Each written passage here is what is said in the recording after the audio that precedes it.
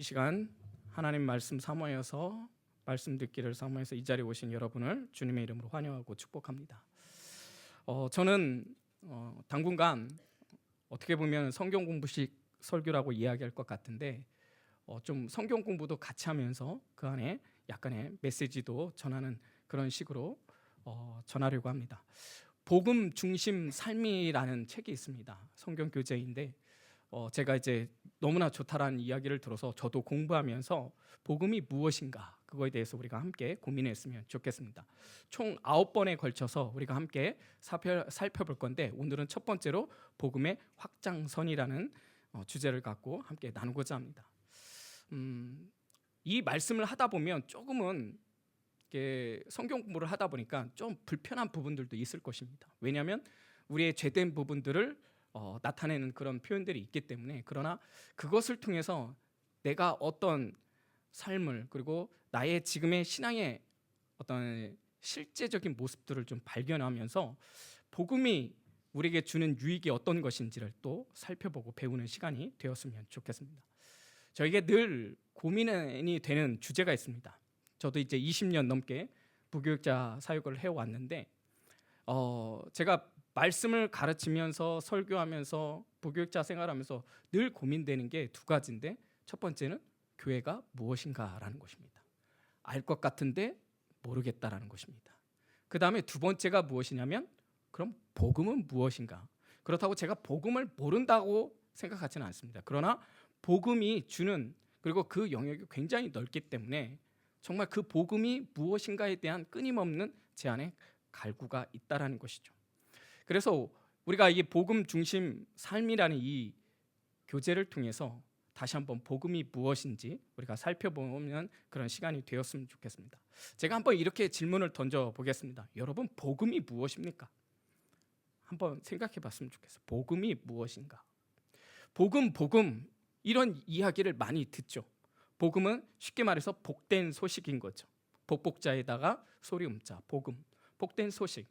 그런데 정말 여러분, 복음에 대해서 설명하라면 어디까지, 어떻게, 무엇을 설명할 수 있는지 한번 여러분 자신을 좀 생각해 보았으면 좋겠습니다. 그러면서 내가 지금 생각했던 그 복음이 그리고 이 성경 교재가 가르쳐주는 복음과 어느 정도 매칭이 되고 있는지, 아니면 내가 이것을 통해서 깨닫은 것이 무엇인지를 살펴보았으면 좋겠습니다. 자, 일단 복음 이렇게 이야기하면 가장 보편적이고 그리고 기본적으로 이야기하는 게 뭐냐면 영혼에 대한 구원에 대한 문 같은 역할이라고 생각할 수 있다라는 것이죠. 예수 믿으면 구원을 받습니다. 이것이 복음인 것이죠. 근데 이것이 복음이다라고 한정을 해버리면 사실 굉장히 협소하다라는 것입니다. 복음을 전부 모른다라고 말할 수 있다는 것입니다. 왜냐하면 너무나 구원의 의미로만 하게 된다면 너무나 그 복음을 전체를 이해하지 못하는, 어떻게 보면 반쪽만, 아니 어쩌면 반도 아닌 정말 잘 모른다라고 말할 수도 있기 때문인 것입니다. 그런 면에 있어서 복음이 가장 우리에게 주어지는 핵심 중에 하나는 무엇이냐면 구원의 문, 어떤 영혼을 구원하는 그것으로 그치는 것이 아니라 사실 성경이 전체적인 맥락에서 보면 우리의 구원에 대해서만 설명하는 것보다 사실은요, 내 삶의 전 영역에서 펼쳐지는 하나님의 은혜, 그리고 그것을 통해서 우리의 삶의 인격과 삶의 변화를 이끌어내는 것이 성경의 가장 큰 핵심과 포커스가 두고 있다라는 것입니다. 제가 그 복음의 언어라는 책을 읽고 있는데 거기에서 이런 말씀 문구가 있습니다. 한번 제가 이거를 잠깐만 이것 좀 자, 한번 이것을 같이 한번 읽어봤으면 좋겠습니다. 시작. 나는 불신자이다.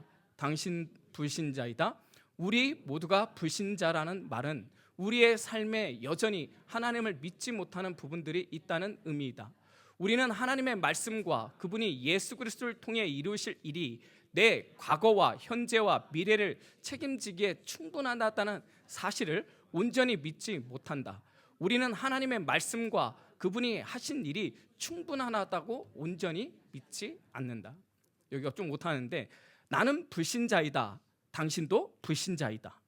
근데 이 책을 쓴 사람이 제프 벤더스텔트라는 목사님이 이 책을 썼어요. 근데 본인이 뭐라고 얘기하냐면 나는 불신자이다. 그리고 당신도 불신자이다라고 하면서 이렇게 우리의 삶에 여전히 하나님을 믿지 못하는 부분들이 있다는 것이다. 그리고 우리는 하나님의 말씀과 그분이 하신 일이 충분하다라고 온전히 믿지 않는다. 여러분, 여기에서 가장 핵심은 무엇일까요? 이 복음이라는 것이 굉장히 우리의 삶에 제한적이라는 것입니다. 우리의 삶의 전 영역으로 들어와서 복음적인 삶을 살아야 되는데 우리는 우리의 생각에, 내 생각에 제한함으로 말미암아 일부는 받아들이고 일부는 살 수 없다라고 이야기한다라는 것입니다. 근데 복음의 가장 큰 분들은 우리의 삶의 전 영역에 미쳐야 한다라는 데 있다라는 것이에요. 근데 우리는 어느 정도 복음에 대해서 안다라고 얘기하지만 사실은요, 우리가 엄밀히 따라 그 안으로 들어가 보면 죄송하지만 복음대로 사는 것보다 내 생각대로 사는 경우들이, 내 신앙의 관점으로 살아가는 것들이 더 많다라는 것입니다. 한번 예를 들어볼까요? 여러분의 자녀들과 대화를 할 때 어떤 부분에 대해서 많이 이야기합니까? 정말 그 자녀가 하나님을 만난 것들에 대한 복음에 대해서 이야기하는 것이 더 많은지, 아니면 정말 그 아이가 구원의 확신과 하나님을 만나는 것들에 대해서, 그리고 말씀을 얼마나 깨닫고 그 말씀 속에서 어떤 은혜를 경험하고 있는지에 대한 나눔이 많은지, 아니면 정말 우리 아이가 어떻게 하면 좋은 대학에 갈 것인가, 어떻게 하면 어떤 좋은 학원을 알게 될 것인가, 아니면 어떤 정보를 통해서 그 아이하고 이야기하면서 너 어떻게 할 것이니, 어떤 미래에 대해서도 이야기할 때 어떤 세상적인 관점에 대해서 그것을 두고 이야기하는 부분. 또 하나, 여러분, 부부의 관계 속에서와 또한 대인의 관계, 우리 이웃의 관계 속에서도 한번 우리가 살펴볼 필요가 있는 것이죠. 여러분, 부부의 관계 속에서도 인격적인 성숙과 그리고 신앙의 성숙 속에서 함께 동반하여서 자라가는 모습들이 있어야겠죠. 왜? 복음이 그 삶의 전 영역 속에서 인격의 변화와 삶의 변화를 이끌어가기 때문에 부부의 삶에도 그런 관계십이, 그리고 그것을 통해서 복음의 확장이 점점 늘어나게 되어 있다는 것이죠. 또한 그것이 우리 교회 안에서의 관계도, 우리 이웃의 관계도 동일하다라는 것이죠. 왜냐하면 복음은 나로부터 시작되는 것이 아니라 어떻게 해요? 예수 그리스도를 통해서 복음이 흘러 넘치는 관계 속에서 내 이웃 관계, 그리고 교우와의 관계, 공동체의 관계, 그 안에서도 스며들면서 그들의 관계 속에서 어떻게 이 복음이 자연스럽게 흘러나가고 있는지, 그러다 보니까 관계 측면에서 보면은 내가 그들에게 어떤 삶을 보여주고 나의 삶을 통해서 예수 그리스도를 드러나는 삶, 그 모든 것들이 그 영역 속에 있다라는 것입니다. 그런데 과연 우리 부부의 관계 속에서, 그리고 내 이웃과의 관계 속에서 나는 그 부분에 대해서 얼마나 복음이 내 삶에 녹아져서 그들에게 보여지고 있는지에 대해서 우리는 살펴볼 필요가 있다는 것입니다. 제 자신을 돌아보면서 그런 생각이 들더라고요. 내가 전적으로 하나님을 의지하는 것 같지만 잘 따져보면 사실은 그거는 어느 정도 한정되어 있다는 거예요. 하나님을 믿는 것 같지만 이걸 100이라고 얘기했을 때 제가 100% 하나님을 믿는다? 그렇지 않은 것 같아요. 그러면 나머지는 어떻게 되는 거예요? 인간적인 생각이 엄습해 오는 거죠. 그리고 인간적인 생각과 그 방법을 따라서 이 문제에 대해서 어떻게 해결할 것인가에 대해서 고민하는 내 자신을 보게 된다는 것입니다. 사실 우리의 삶에 위기가 닥쳤을 때 그때 신앙이 드러나는 것이죠. 그리고 그것을 통해서 전적으로 하나님을 매달리는 자가 있는가 하면 어떤 누군가는 어떻게 해요? 이거 뭐 하나님 기대하는 것보다 이렇게 하면 좀 더 낫지 않을까라는 인간적인 생각으로, 인간적인 방법으로 해결하라는 모습들이 우리 안에 보이는 모습을 통해서 우리는 때로는 정말 나의 연약함 속에서 무너지는 내 모습을 발견하곤 한다는 것입니다. 여러분은 어떻습니까? 여러분 정말 내 삶 속에서 여전히 부족함, 어쩌면 죄에 대해서 넘어지는 나의 모습을 통해서 실망해 보신 적은 없습니까? 그런데 실질적으로 우리가 복음에 대한 확신과 복음을 제대로 알게 된다라면 사실 그런 삶보다는 훨씬 더 폭넓게 주님을 의지하면서 복음의 능력으로 살아갈 수 있다는 것입니다. 그래서 복음 중심의 삶에서 이런 명제 문구가 있더라고요. 자, 한번 또 읽어볼까요? 시작. 복음은 단순히 구원의 통로가 아니라 성화의 방편이다. 복음은 단순히 죄의 싹에서 해방되는 것이 아니라 죄의 능력에서 해방되는 것이다. 여러분, 여기서 중요한 건 뭐냐면 구원의 통로로만 제한해서는 안 된다라는 거예요. 그것을 넓혀서 성화의 방편, 성화까지 이끌어가면서 우리가 죄에 대해서 단순히 해방되는 것이 아니라 죄의 능력으로서 우리가 충분히 자유할 수 있는 능력까지 가야 한다는 것입니다. 이거를 좀 구원의 관점에서 본다면 우리가 칭의의 관점에서 이 복음을 해석할 수 있다는 거죠. 그러면 어떻게 해요? 구원의 관점으로 보는 것이죠. 내가 거듭나고 하나님을 믿는 거, 그래서 내가 천국 가는 것, 칭의의 관점. 그러나 사실은 복음은 더 확장되어져야 된다는 거죠. 뭐요? 성화의 관계 속에서. 우리가 성화는 무엇입니까? 점점 더 하나님을 닮아가는 모습. 간단하게 얘기할 수 있겠죠. 그런데 복음은 바로 이 칭의에서 멈추는 것이 아니라 칭의와 결국 이 칭의의 단계에서 성화의 관계로 가야 한다는 것입니다. 특별히 골로새서 1장 6절 말씀에 이렇게 기록하고 있습니다. 이 복음이 이미 너희에게 이름에 너희가 듣고 참으로 하나님의 은혜를 깨달은 날로부터 너희 중에서 같이 또한 온 천하에서도 열매를 맺어 자라는도다. 자, 여기서 보면은요, 이 복음이 그리고 끝에 뭐라고 나와 있어요? 열매를 맺어 자라는도다 이렇게 표현하고 있어요. 여러분, 이게 참 중요한 의미를 담고 있는데 그게 무엇이냐면요, 복음은 생명과 같다라는 거예요. 그렇기 때문에 어떻게 해요? 열매를 맺고 자라가는데 포커스가 있다는 거예요. 그러면 이 열매는 무엇일까요? 인격의 열매라는 거예요. 인격의 변화, 삶의 변화, 가치관의 변화, 언어의 변화, 이 모든 것이 열매로 드러나게 되어 있다는 것입니다. 여러분 한번 생각해 보세요. 내가 예수를 믿음으로 말미암아 나의 인격과 나의 삶의 가치관과 삶의 변화, 그리고 내 언어의 변화 얼마만큼 달라져 가고 있는지, 아니 달라지고 있는지. 사실은 우리 복음이라고 얘기할 때 핵심 중에 핵심은 무엇이냐면 자라는데 포커스, 그 핵심이 있다는 것입니다. 우리가 칭의를요, 태어남에 대해서 우리가 얘기할 수 있죠. 생명이 태어나는 것, 우리가 그것을 칭의라고 이야기할 수 있습니다. 근데요, 태어나는 것으로 멈춰버린다면 이거는 정상적이지 않은 것이죠. 여러분, 생명이 태어나면 반드시 이루어져야 되는 게 뭐예요? 자라야 된다는 거예요. 자라야 된다는 거. 이 자라는 과정, 이것을 성화라고 이야기할 수 있고, 이 칭의와 성화의 모든 과정을 우리는 복음이라고 말할 수 있다는 것입니다. 그래서 이 복음을 통해서 우리는 인격의 변화, 삶의 변화, 가치관의 변화, 언어의 변화, 거기까지 수반될 때 진짜 우리는 복음에 대해서 안다라고 이야기하는 것입니다. 제가 이제 도표 하나를 보여드리겠습니다. 이 도표를 좀 기억해 주셨으면 좋겠어요. 두 가지 갈래로 나누어지는데 맨 위쪽에는 하나님의 거룩하심에 대한 인식의 성장과, 그리고 밑에는 나의 육신과 죄성에 대한 인식의 성장. 이거를 좀 설명을 한다면요, 내가 예수를 믿는 그 회심을 하게 되면서요, 두 가지 방향이 우리 안에 존재하게 되는 것이죠. 이것은 간단하게 무엇이냐면 내가 점점 더 주님의 거룩하심과 그 주님의 위대하심과 주님에게 그 십자가를 생각하면 생각할수록 나의 죄된 모습을 발견하게 되는 거예요.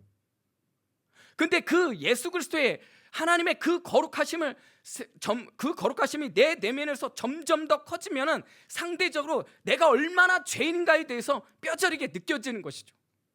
그러니까 그 십자가가 어떻게 되는 거예요? 점점 더 커지는 모습으로 이렇게 방향이 바뀌어져 나간다는 거예요. 이렇게 하나님의 거룩하심에 대한 인식의 변화, 그리고 나의 육신과 죄성에 대한 인식의 변화, 이것을 통틀어서 뭐라고 이야기하냐면 복음의 확장선이라고 이야기한다라는 것입니다. 우리가 정말 성숙한 신앙인이다, 우리가 복음에 대해서 잘 알고 있다라고 얘기하면요, 우리가 날마다 주님의 거룩하심에 대해서 묵상하게 되고 그 거룩하심을 통해서 내가 얼마나 죄인된 모습인가, 그리고 그 죄된 모습 속에서 내가 좌절하는 모습들이 있어야 한다라는 거예요.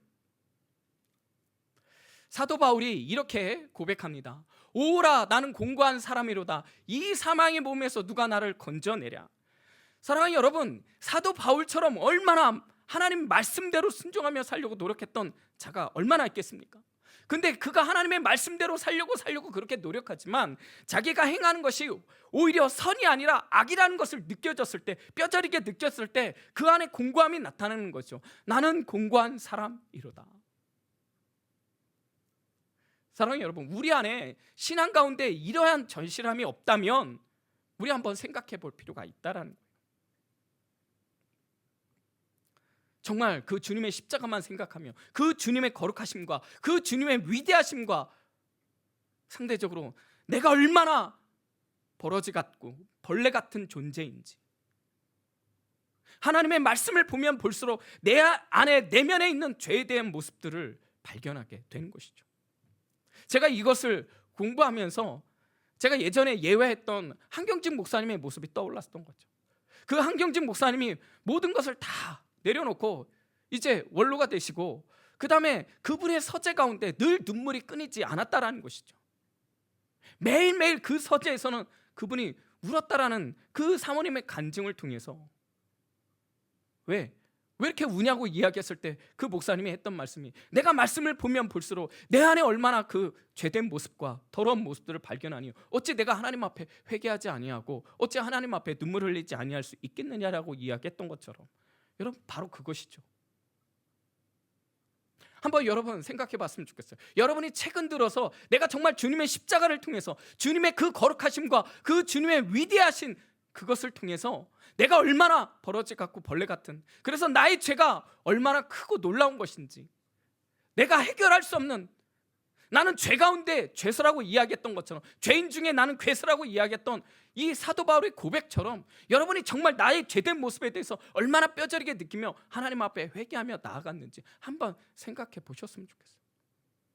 여러분 최근에 언제 회개해 보셨습니까?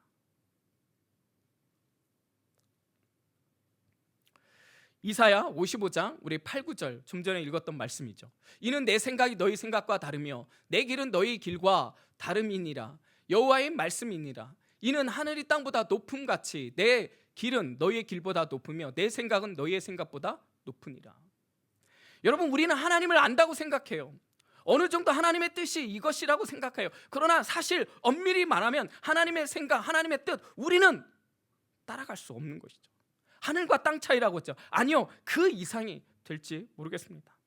대표적인 게 우리가 십자가, 그 십자가는 사람들이 볼 때는 십자가 그 죄에 대한 형벌 틀이지 않습니까? 그런데 그것이 어떻게 구원의 사건, 구원의 수단, 구원의 방편이 된다는 거 누가 생각할 수 있었겠습니까? 하나님의 생각과 우리의 생각은 다르다라는 것이죠. 특별히 우리 복음이라고 얘기했을 때 여러분 이 명제를 좀 기억했으면 좋겠어요. 자, 한번 같이 한번 읽어볼까요? 시작. 나는 생각보다 더 죄인이며 하나님은 생각보다 나를 더 사랑하신다. 자, 다시 한번 읽어볼게요. 시작. 나는 생각보다 더 죄인이며 하나님은 생각보다 나를 더 사랑하신다. 아멘. 여러분 여기에 전율을 느껴야 되는 거예요. 여러분 우리가 제가 좀 전에 알려드렸던 그 도표를 생각하면요, 내가 그 십자가를 그리고 주님의 거룩하심을 생각하면 어떻게 해요? 내가 생각하는 것보다 내가 더 죄인이라는 것을 발견하며 그 발견 속에서 나는 어찌할 줄 모르는데, 근데요 놀라운 거는 그 하나님께서 나를 더 생각하는 것보다 사랑하신다라는 것을 발견할 수 있다는 거예요. 그 사랑을 발견하면 발견할수록 우리는 그 하나님을 향해서 어떻게 되는 거예요? 하나님을 사랑할 수밖에 없고 그분한테 우리가 고백하는 것은 찬송과 감사일 뿐이라는 거예요.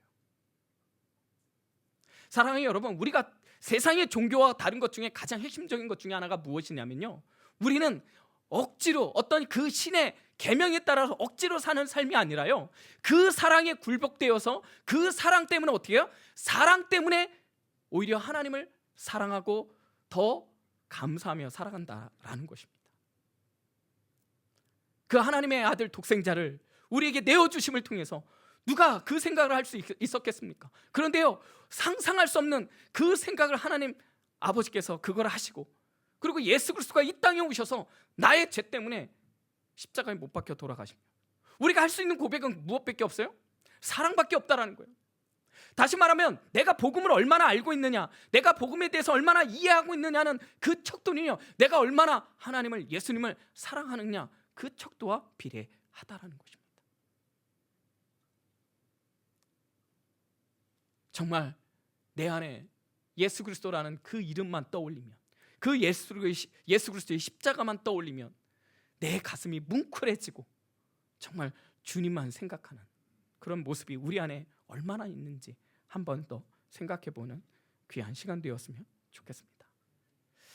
자, 그러면서 두 번째 도표를 좀 살펴보려고 합니다. 이 두 번째 도표는 아까 그 도표하고 좀 차이가 있죠. 하나님에 대한 거룩함, 그리고 나의 죄된 모습들을 시간이 흘러가면 흘러갈수록 알아가는 것이 아니라 덤덤해지는 거죠. 이 도표를 또 잘 기억해 주셨으면 좋겠어요. 그 십자가가요, 변함이 없어요. 아니, 더 축소되는 경우가 있죠.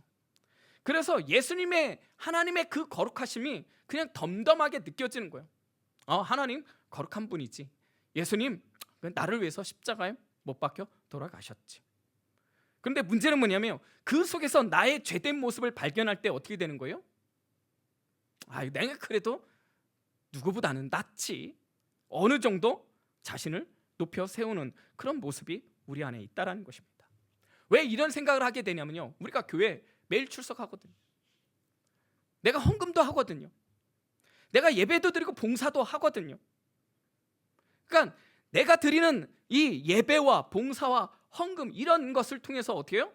나는 어느 정도 그래도 신앙생활 잘하고 있다라고 생각하는데 문제가 있다는 것입니다. 그런데 정말 그것이 복음을 아는 우리의 삶의 모습인가요? 그렇지 않다라는 거예요. 이렇게 복음을 축소하는 데는 여기에는 6가지 태도가 있다라고 얘기합니다. 방어, 가장, 은신, 과장, 비난, 경시. 이거를 좀 살펴보면은, 자, 첫 번째 방어, 우리 같이 한번 읽어볼까요? 죄를 인정하지 않는 태도. 쉽게 말해서 변명하는 것입니다. 우리는 이렇게 얘기하는 거예요. 어떤 죄가 우리 안에 일어났을 때, 그럴 수밖에 없었어, 어쩔 수 없지, 상황이 그럴 수밖에 없었던 거야. 아담과 하와가 선악과를 따먹음으로 말미암아 하나님 앞에 번제했을 때 하나님께서 아담에게 이렇게 얘기하지 않습니까? 선악과를 왜 따먹었니? 라고 이야기했을 때 그가 뱉었던 변명은 무엇입니까? 당신이 주신 하와 때문입니다 라고 이야기한다는 거예요. 죄를 인정하지 않아요. 변명하는 것이죠. 어쩔 수 없었다라는 거예요. 근데 이 방어의 이 기제를 통해서 우리의 문제점은 무엇이냐면, 죄를 인정하지 않기 때문에 죄에 대해 문제를 해결할 수 없다는 것입니다. 두 번째는 무엇입니까? 자, 같이 한번 읽어볼까요? 괜찮은 척하는 신앙의 모습. 괜찮은 척하는 것이죠. 다른 사람의 시선을 의식하는 것이죠. 나의 연약한 부분들을 쉽게 내어놓을 수 없는 거예요. 이야기할 수 없는 거예요. 왜? 다른 사람의 시선을 두려워하기 때문인 것이죠. 아담과 하와가 범죄하고 나서 부끄럽기 때문에 그가 했던 행위는 무엇이었습니까? 나뭇잎으로 가렸다라는 거예요. 나의 연약함을 감추는데 급급하는 거예요. 성경을 알고 있는데 성경을 아는 만큼 자신은 신앙적으로 성숙한 척하는 거예요.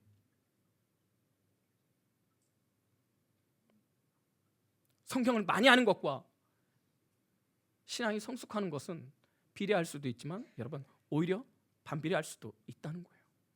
근데 문제는 뭐냐면 척한다라는 거예요. 그러다 보니까 신앙생활에 항상 남을 의식하니까 어떻게 해요? 나의 모습이 아니라 나의 또 다른 모습, 즉 가면을 쓰면서 신앙생활을 하다 보니까 굉장히 피곤하죠. 이런 사람의 가장 특징 중에 하나는 뭐냐면 죄와 싸우지 않는다라는 거예요. 세 번째는 은신, 뭐예요? 숨어버리는 태도. 아담과 하와가 범죄하고 나서 하나님께서 아담을 찾죠. 아담아 내가 어디 있느냐? 그랬더니 그들이 어디에서 숨어요? 나무 뒤에서 숨죠. 나무 뒤에서 숨어버리는 거예요. 다시 말하면 하나님과 적당한 거리를 두게 되는 거예요. 예배를 드리고 성경도 읽고 기도하는데, 그런데 문제는 뭐냐면 더 가까이 하나님께 가는 것이 아니라 항상 적당한 거리를 두게 되는 것이죠. 왜요? 죄의 문제를 해결할 수 없기 때문에. 사실 죄가 주는 기쁨이 있거든요. 적당히 숨어버리는. 그러다 보니까 치유가 없고 회복이 없고, 그러다 보니까 어떻게 되는 거예요? 삶의 변화를 이끌어낼 수 없는 것입니다. 네 번째는 과장입니다. 같이 한번 읽어볼까요? 죄보다 자신의 감정을 더 크게 만드는 태도. 쉽게 말해서 과대평가하는 거예요. 자신에 대해서 과대평가. 이런 사람의 특징은 뭐예요? 저 사람보단 그래도 내가 나아, 이렇게 얘기하는 것이죠. 그리고 어떤 일에 대해서 좋든 나쁘든 부풀리게 이야기하는 것이죠. 그래서 모든 관심을 자기에게 집중하도록 하는 것입니다. 내가 하나님 앞에 은혜를 받았다고 얘기하는데, 내가 기도 응답을 받았다고 하는데 사실은 과대포장하는 것이죠. 심지어 나의 경건의 모습도 과대평가하는 경우가 있다는 것입니다. 그리고 내가 갖고 있는 돈, 집, 차, 그 모든 것을 통해서 어때요? 하나님이 주신 은혜라고 과대포장하는 경우가 있다라는 것입니다. 자, 다섯 번째는, 자, 같이 한번 읽어볼까요? 책임을 밖으로 돌리는 태도. 사실 이 비난, 우리가 알게 모르게 너무나 쉽게 하는 행위, 태도라는 것입니다. 아담과 하와가 범죄하고 나서 아담에게 물었을 때 그가 했던 말 중에 하나는 뭐예요? 하와 때문이라고 얘기해요. 그 하와한테 물어보니까 누구 때문이라는 거예요? 뱀 때문이라고 이야기하는 거예요. 자신의 잘못보다는 누구의 탓으로 돌리는 거예요. 자기는 주어지는 이런 일들이 다 남 탓이에요. 그것이 남편의 탓, 내가 남편을 잘못 나갔고, 내가 부인을 잘못 만나갔고, 어떤 환경 때문에, 그리고 누군가 교회 안에서 저 장로님 때문에, 저 권사님 때문에, 저 집사님 때문에, 저 목사님 때문에, 모든 것이 자기에 일어났던 일들을 남 탓하는 것이죠. 내 탓입니다, 내가 죄인입니다 라는 고백을 못하는 것이죠. 그러다 보니까 자신의 문제와 자신의 죄에 대한 모습을 못 보는 거예요. 왜? 다 남 탓이거든요. 나는 아무 잘못 없어요. 당신이 변하면 돼. 당신만 똑바로 살면 돼. 당신만 하나님 말씀 순종하면 돼. 나는 잘하고 있다고 생각하는 것이죠. 그러면서 상대적으로 남을 어떻게 해요? 깔보는 것이죠. 마지막으로는 경시입니다. 자, 같이 한번 읽어볼까요? 죄를 가볍게 여기는 태도. 다 그런 거지 뭐. 그래도 이 정도면 괜찮아. 다 하잖아. 이런 예화가 있다고 하죠. 군대에서 이제 사단장님과 이 소위들과 이렇게 회식하는 자리가 있었던 것이죠. 근데 한 소위가 이제 크리스찬인과이었나 봅니다. 그래서 이 소위가 그래도 사단장 앞에서 담대했던 것 같아요. 저는 크리스찬입니다. 저는 그래서 술을 마시지 않겠습니다 라고 얘기했더니 사단장님이 뭐라고 얘기했다라고 얘기하는 거예요? 야, 나도 장로야. 괜찮아, 마셔도 돼. 우리가 웃지만 사실 우리가 이렇게 쉽게 어떻게 돼요? 가볍게 여기는 거야. 난 그래도 괜찮아. 왜? 내가 10가지 하는데 한 가지 죄를 짓고 9가지 잘하면 어떻게 되는 거예요? 우리는 이렇게 얘기해요. 난 그래도 9가지를 난 잘했잖아. 근데 여러분, 그거 아십니까? 죄의 삭은 사망입니다. 여러분의 생각하는 그 가벼운 죄의 경시가 여러분을 사망으로 이끌 수 있다는 거예요. 지금 이 복음을 축소하는, 이 복음이, 십자가가 점점 커져서 내 삶을 지배하고 복음적 삶을 살아야 되는데 그것을 가라앉고 오히려 축소하는 이 6가지: 방어, 가장, 은신, 과장, 비난, 경시. 사실 이거를 명확하게 구분하기는 쉽지 않은 것 같아요. 그런데 다 연결되어 있다라는 거예요. 근데 중요한 건 뭐냐면 이 연결되는 이 모습 속에서 우리는 사실 자유할 수 없다라는 거예요.